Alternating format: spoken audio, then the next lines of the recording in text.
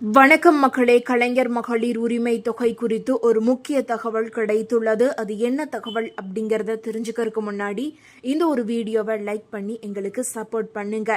நீங்க கொடுக்கிற ஒவ்வொரு லைக்கும் எங்களுக்கு ரொம்பவே சப்போர்ட்டிவா இருக்கும். தயவு செஞ்சு சப்போர்ட் பண்றதுக்காக லைக் பண்ணுங்க. வேற எதுவுமே செய்ய வேண்டாம். சேனலை சப்ஸ்கிரைப் கூட பண்ண வேண்டாம். லைக் மட்டும் கொடுத்து எங்களுக்கு சப்போர்ட் பண்ணுங்க. வாங்க வீடியோக்குள்ள போலாம். அதாவது பெண்களுக்கு நிதி சுதந்திரம் கொடுக்கும் பொருட்டு தமிழ்நாடு அரசு 2023 ஆண்டு செப்டம்பர் 15 உரிமை தொகை திட்டத்தை தொடங்கியது. அறிஞர் அண்ணா பிறந்த நாளில் தொடங்கப்பட்ட இந்த திட்டத்தின் மூலம் தமிழ்நாட்டில் உள்ள ஏழை எளிய பெண்களுக்கு மாதந்தோறும் 1000 ரூபாய் தமிழ்நாடு அரசே கொடுக்கிறது. அதுவும் பெண்களின் வங்கி கணக்கில் நேரடியாக வரவு வைக்கப்படுகிறது. இந்த திட்டத்தின் விதிமுறைகள் என்ன, எப்படி பயனாளிகள் தேர்வு செய்யப்படுகிறார்கள், எந்தெந்த அடிப்படையில் பயனாளிகள் நிராகரிக்கப்படுகிறார்கள், உரிமை தொகை திட்டத்தில் விண்ணப்பம் நிராகரிக்கப்பட்டவர்கள் மேல்முறையீடு செய்ய முடியுமா, அதற்கான வழிமுறைகள் என்ன என்பதை எல்லாத்தையுமே இந்த ஒரு வீடியோவில் சுருக்கமாக பார்க்கலாம். அதாவது உரிமை தொகை திட்டத்திற்கு அரசு கொடுக்கும் கால அவகாசத்தில் மட்டுமே விண்ணப்பிக்க முடியும். அந்த வகையில் இப்போது தமிழ்நாடு முழுவதும் நடக்கும் உங்களுடன் ஸ்டாலின் முகாமில் கலந்து கொண்டு உரிமை தொகை திட்டத்திற்கு விண்ணப்பிக்கலாம். இ சேவை மையங்களில் விண்ணப்பிக்க முடியாது. தமிழ்நாட்டைச் சேர்ந்தவர்களாக இருக்க வேண்டும். முன்னுரிமை மற்றும் முன்னுரிமை அற்ற ரேஷன் கார்டு வைத்திருக்கும் குடும்பங்களில் உள்ள பெண்கள் இந்த திட்டத்திற்கு விண்ணப்பிக்க தகுதியானவர்கள். அவர்களின் குடும்ப ஆண்டு வருமானம் 2.5 லட்சத்திற்கும் மிகாமல் இருக்க வேண்டும். 5 ஏக்கர் நன்சை நிலங்கள், 10 ஏக்கர் புன்சை நிலங்கள் வைத்திருப்பவர்களும் விண்ணப்பிக்கலாம். குடும்ப தலைவி இல்லாத குடும்பங்களில் 21 வயது பூர்த்தி அடைந்த பெண்கள் இருந்தால் இந்த ஒரு திட்டத்திற்கு தாராளமாக விண்ணப்பிக்கலாம். திருநங்கைகள் தலைமையில் குடும்பம் இருப்பின் அவர்களும் விண்ணப்பிக்கலாம். திருமணம் ஆகாத பெண்கள் தலைமையில் குடும்பம் இருந்தால் அவர்களும் விண்ணப்பிக்கலாம். 2.5 லட்சத்திற்கும் குறைவான ஓய்வூதியம் பெறும் முன்னாள் அரசு ஊழியர்கள் குடும்பத்தினர் விண்ணப்பிக்கலாம். ஏழை எளிய குடும்பங்களைச் சேர்ந்தவர்கள் வீட்டில் யாரேனும் ஓய்வூதியம் பெற்று கொண்டிருந்தாலும் ஓய்வூதியம் பெறாத மற்ற பெண்கள் இருப்பின் அவர்கள் இந்த திட்டத்திற்கு விண்ணப்பிக்கலாம். HIV, முதுகு தண்டுவட நோய் உள்ளிட்ட நோய்களால் பாதிக்கப்பட்டவர்களின் குடும்பத்தினர் பிற திட்டங்களில் உதவி பெற்றாலும் இந்த திட்டத்திற்கு விண்ணப்பிக்கலாம். அதாவது ஒரு சில விதிமுறைகளுக்குள் வராதவர்கள் விண்ணப்பிக்க முடியாது. அதாவது நான் முதலில் சொன்னது போல ஒரு சில விதிமுறைகளுக்குள் வராதவர்கள் இந்த ஒரு திட்டத்தில் விண்ணப்பிக்கவே முடியாது. மக்களால் தேர்வு செய்யப்பட்ட மக்கள் பிரதிநிதிகள், ஊராட்சி மன்ற தலைவர், கவுன்சிலர், MLA, MP குடும்பங்களைச் சேர்ந்த பெண்கள் உரிமை தொகை திட்டத்திற்கு கட்டாயம் விண்ணப்பிக்கவே முடியாது. முன்னாள் இந்நாள் மத்திய மாநில அரசு ஊழியர்கள் குடும்பத்தினர் 2.5 லட்சத்திற்கும் மேலாக ஓய்வூதியம் பெறும் முன்னாள் அரசு ஊழியர்கள் குடும்பத்தினர் விண்ணப்பிக்க முடியாது.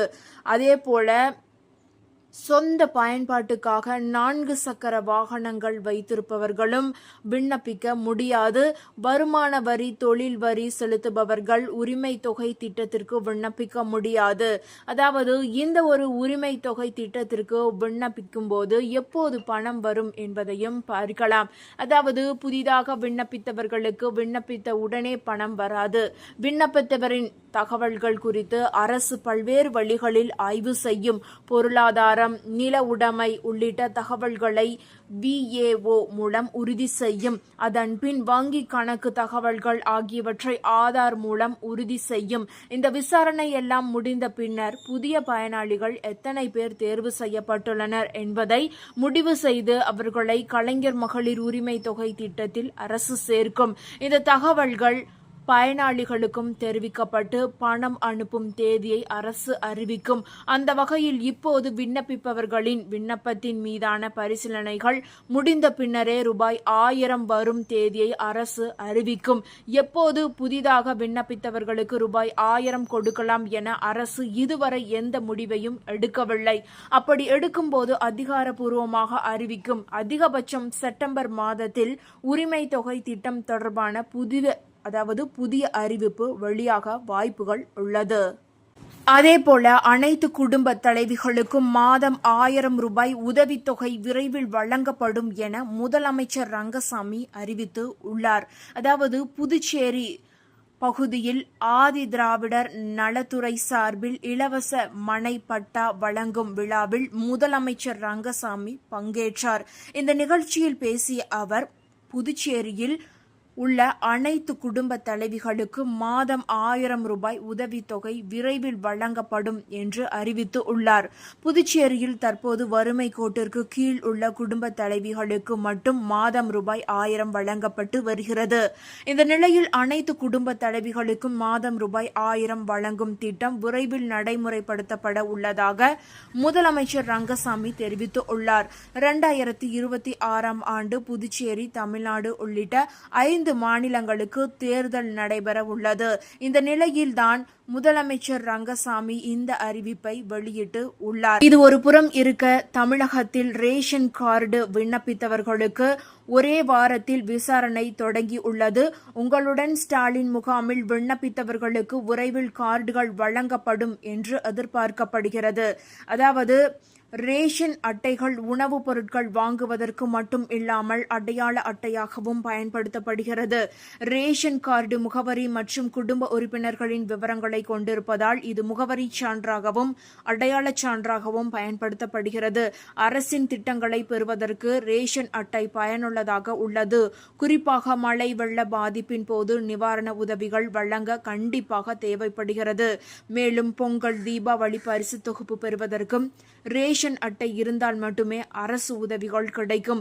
இந்த நிலையில் தற்போது தமிழக அரசு செயல்படுத்தி வரும் உரிமை தொகை திட்டத்தில் உதவிகளை பெறுவதற்கு கூட ரேஷன் கார்டு அடையாள அட்டையாக உள்ளது. ரேஷன் கார்டு இல்லாதவர்களுக்கு உரிமை தொகை நிராகரிக்கப்பட்டு வருகிறது. எனவே ரேஷன் கார்டு பெறுவதற்கு பல லட்சம் மக்கள் விண்ணப்பித்து காத்துள்ளனர். அந்த வகையில் தமிழக அரசின் www.tnpds.gov.in இணையதளத்தில் விண்ணப்பித்து உள்ளனர். ஆனால் பல கட்ட நடைமுறைகள் முடிந்து ரேஷன் கடைகள் கிடைக்க, அதாவது ரேஷன் கார்டுகள் கிடைக்க பல மாதங்கள் ஆகும் நிலை ஏற்படுகிறது.